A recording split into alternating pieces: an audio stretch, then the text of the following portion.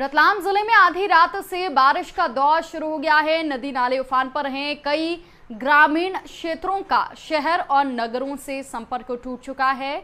आपको बता दें कि बीती रात से ही बारिश लगातार जिले भर में हो रही है, जिसके चलते नदी नाले उफान पर हैं। बारिश का दौर शुरू होते ही जनजीवन भी प्रभावित हो गया है। आपको बता दें कि कई क्षेत्रों का संपर्क भी मुख्य मार्गों से टूट गया है, तो कई जगह पुलिया नहीं होने से ग्रामीणों में आक्रोश का माहौल भी देखा जा रहा है। तस्वीरों में साफ देखा जा सकता है कि किस तरह बारिश के पानी ने विकराल रूप दिखाया है। जिले के मलेनी और गंगायता नदी अपना विकराल रूप दिखा रही है, तो वहीं कुछ जगह पेट्रोल पंप भी पानी में तैरते हुए नजर आ रहे हैं। रतलाम जिले के डोडियाना गांव में आने वाला उदिया खेड़ी में पुलिया निर्माण नहीं होने से ग्रामीणों को काफी ज्यादा परेशानी हो रही है। ग्रामीणों की माने तो उन्होंने इस मामले में अधिकारियों और नेताओं को अवगत करवा दिया है, लेकिन रोड निर्माण हुए 3 वर्ष हो गए हैं, लेकिन पुलिया का निर्माण अभी तक नहीं हो पाया है, जिसके चलते ग्रामीणों का गुस्सा फूटने लगा है।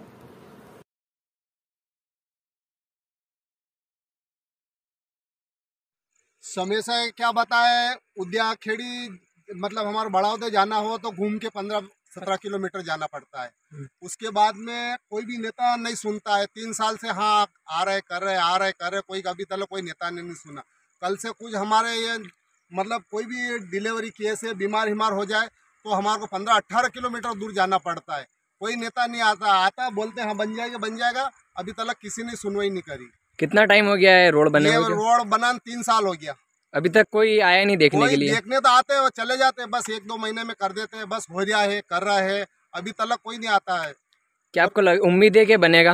उम्मीद तो अभी 3 साल से नहीं बना था, अभी क्या उम्मीद है?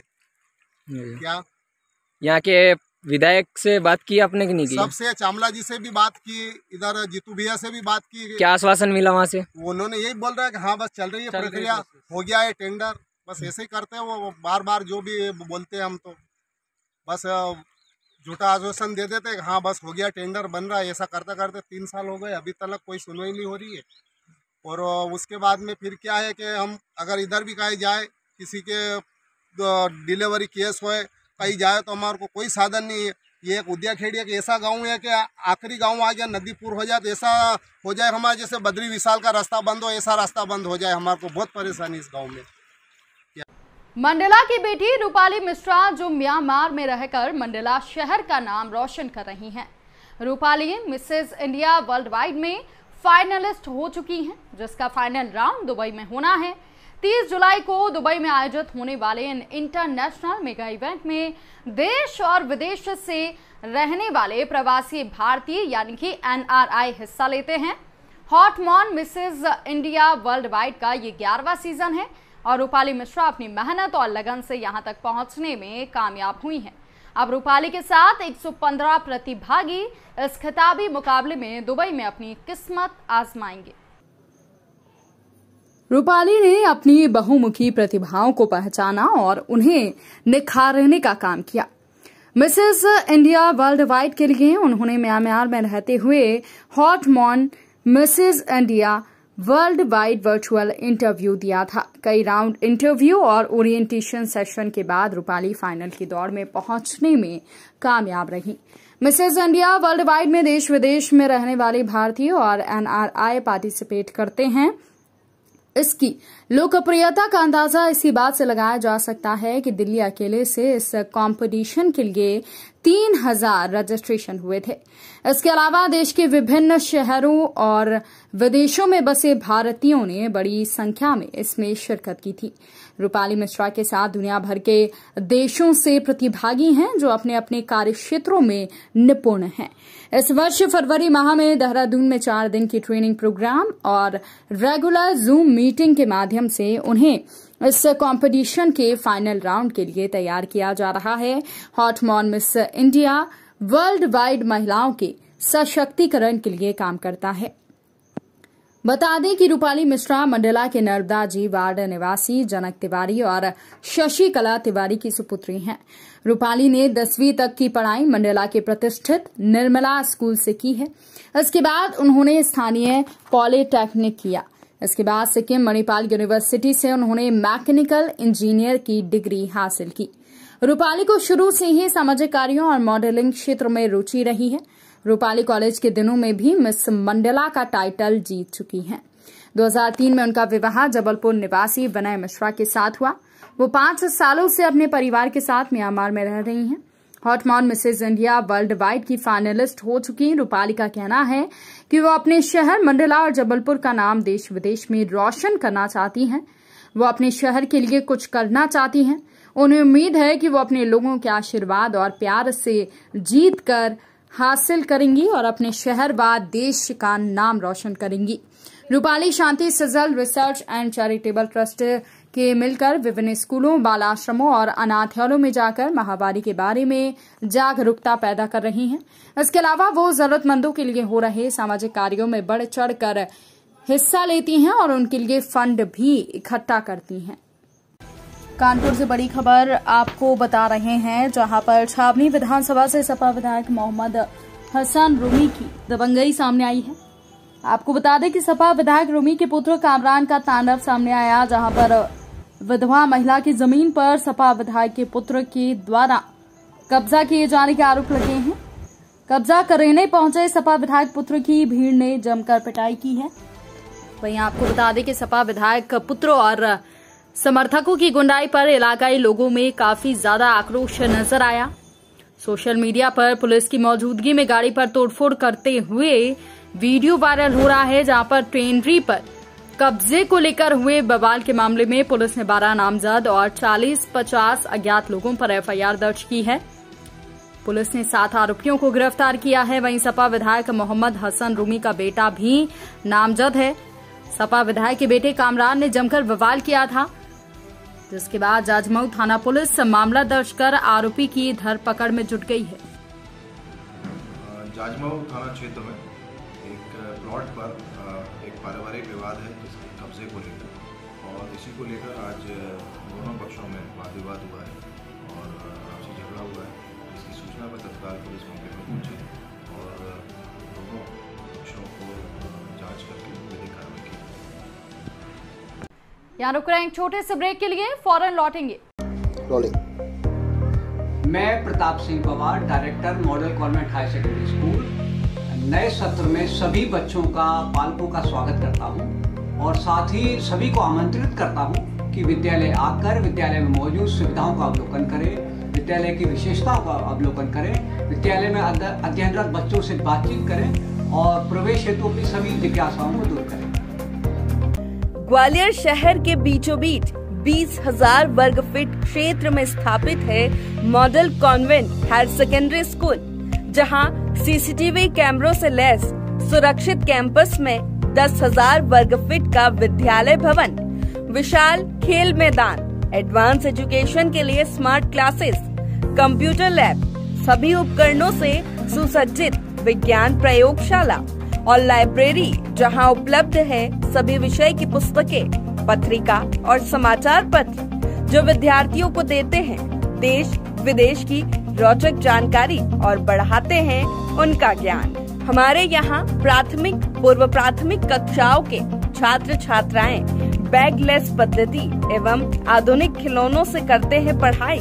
इसके साथ ही कक्षा 12वीं के छात्र छात्राओं के मार्गदर्शन हेतु प्रत्येक शनिवार को कैरियर काउंसलिंग। इतना ही नहीं, पालक एवं बच्चों की समस्त शिकायत निवारण हेतु शिकायत कक्षा भी स्थापित है। स्कूल में स्थापित आकस्मिक चिकित्सा कक्ष के साथ ही समय समय पर विद्यार्थियों का हेल्थ चेकअप, आत्मरक्षा हेतु मार्शल आर्ट प्रशिक्षण, बच्चों में समाज, देश और पर्यावरण के प्रति समर्पण जगाने एक्स्ट्रा एक्टिविटीज। तो हम कह सकते हैं, आप हमें अबोध बालक दीजिए, हम आपको सुबोध नागरिक देंगे। विद्यालय में प्रवेश हेतु कार्यालय संपर्क समय प्रातः 8 बजे से दोपहर 1 बजे तक किया जाए। ब्रेक के बाद एक बार फिर आपका स्वागत है। बढ़ेंगे अगली खबरों की ओर। श्रीनगर कॉलोनी में रात के लगभग 2:30 बजे पत्रकार राजेश पवार के घर ताला तोड़कर चोरी की घटना को अंजाम चोरों ने दिया है। साथ ही आपको बता दें कि चोरी की पूरी घटना सीसीटीवी कैमरे में रिकॉर्ड हो गई है। तो वहीं रात के अंधेरे और पुलिस की लापरवाही के चलते चोरों के हौसले आए दिन बुलंद हो रहे हैं। चोरी की पूरी घटना घर में लगे सीसीटीवी कैमरे में कैद हो गई है। रात के अंधेरे और पुलिस की लापरवाही से चोरों के हौसले आए दिन बुलंद हो रहे हैं। चोरी की रात को पत्रकार का परिवार बाहर गया हुआ था। सुनसान घर पर बिना डरे 10 मिनट की मशक्कत के बाद टॉमी की सहायता से चोरों ने ताले तोड़कर घर में घुसकर बेडरूम में रखी अलमारी से नकदी सहित अन्य सामान चोरी कर चोर गिरोह दरवाजे खुले छोड़कर रफू चक्कर हो गए। बता दें कि श्रीनगर कॉलोनी में ये पहली घटना नहीं हुई है। पूर्व में भी कई छोटी बड़ी चोरियों को चोर गिरोह अंजाम दे चुका है, लेकिन आज तक पुलिस को कोई भी सफलता नहीं मिली। पुलिस की कार्यप्रणाली भी संदिग्ध नजर आती है। घटना की जानकारी सुबह 6 बजे के लगभग पड़ोसियों ने फोन लगाकर दी। सूचना के तत्काल 20 मिनट में पत्रकार ने घटनास्थल पर पहुंचकर मंडलेश्वर थाना प्रभारी जगदीश गोयल को थाना प्रभारी भी तत्काल मौके पर पहुंचे, सीसीटीवी फुटेज देखे और चोरों को पकड़ने की बात कही। वहीं अज्ञात चोरों के खिलाफ मुकदमा दर्ज किया गया है। मध्य प्रदेश के ग्वालियर शहर में एक सप्ताह पहले हुई चरवाहे की हत्या का खुलासा पुलिस ने कर दिया है। मृतक चरवाहे की बकरियों ने ही पुलिस को आरोपियों तक पहुंचाया।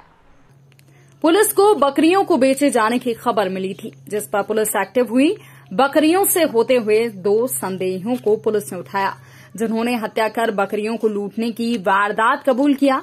आरोपियों का पुराना आपराधिक रिकॉर्ड भी पुलिस के हाथ में लगा है।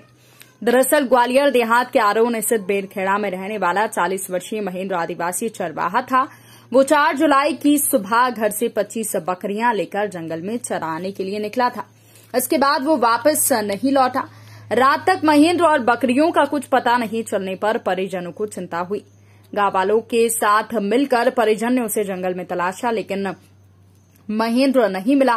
बाद में परिजन ने आरोन थाने पहुंचकर सूचना दी। पुलिस ने उसकी गुमशुदगी दर्ज कर पड़ताल शुरू की। उसकी तलाश में सुबह गांव वालों के साथ फिर परिवार निकला था। 6 जुलाई को गांव से करीब 8 से 10 किलोमीटर दूर घने जंगल में उसकी लाश मिली। वो जमीन पर औंधे मुंह मृत पड़ा था। उसके सर के बाल और चेहरे का मांस गायब था, बाकी शरीर सही सलामत था। परिजनों ने पुलिस को मौके पर बुलाया, जहां पर जंगल के अंदर खंगाला, लेकिन बकरियां नहीं मिली, जबकि गांव में किसी से दुश्मनी नहीं थी। पुलिस ने हत्या का मामला दर्ज कर घाटी गांव आरोन थानों की एक ज्वाइंट टीम बनाई। टीम ने जांच शुरू की तो पता चला कि जिस इलाके में हत्या की गई है वहां हाल ही में दुर्गा बंजारा और राकेश बंजारा को देखा गया था।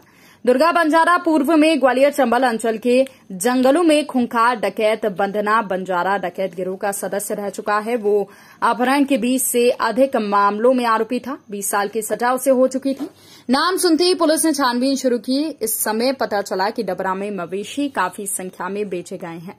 ये आरोन थाना क्षेत्र के जंगलों में एक आदिवासी की हत्या कर दी गई थी और वो बकरियां चराने गया था। करीब 26 बकरियां भी उसकी गायब थी। इसमें पीएम कराया गया था और पीएम में ये स्पष्ट हुआ था कि किसी शार्प एंड हैवी ऑब्जेक्ट से इसके सिर पे वार करके और उसकी हत्या की गई है। और प्रथम दृष्टया ये पूरी तरह से ब्लाइंड केस था, पूरी तरह से अंधी हत्या का मामला था। और चूंकि बकरियां गई थी तो इसमें इस बात की आशंका शुरू से ही लग रही थी कि इसकी हत्या जो है वो लूट के उद्देश्य से की गई है। इसमें आज आरोन में ये मुखबिर से सूचना मिली कि जिस दिन ये घटना हुई है उस दिन घाटी गांव क्षेत्र के 2 बदमाश हैं जिनके पास ये बकरियां देखी गई थी। उस पे काम करते हुए उन बदमाशों को जब आज लाया गया थाने और पूछताछ की गई तो उन्होंने अपना अपराध स्वीकार किया और उन्होंने बताया कि इस बुलेटिन में फिलहाल के लिए इतना ही। तमाम ताजा तरीन खबरों की अपडेट्स के लिए आप बने रहिए पब्लिक टीवी के साथ। नमस्कार।